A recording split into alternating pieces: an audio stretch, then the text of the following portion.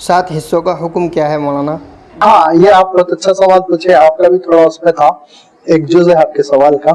अब देखिए, बड़े जानवर में जो 7 हिस्से हैं ना, वो 7 हिस्सों में आप कुर्बानी की नियत से कर सकते, इसाले सवाब की नियत से हिस्सा ले सकते, आप उसमें अकीके की नियत से हिस्सा ले सकते, लेकिन सबके सब इबादत की नियत से हिस्सा लेना।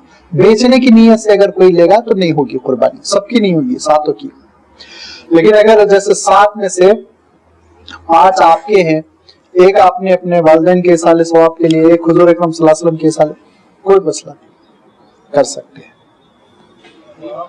ऐसे ही 7 में 6 हिस्से मुसलमानों के लिए, एक हिस्सा गैर मुस्लिम ले ले तो 6 के भी नहीं होंगे, पूरे मुसलमान रहना, सब सवाब की नियत से करना।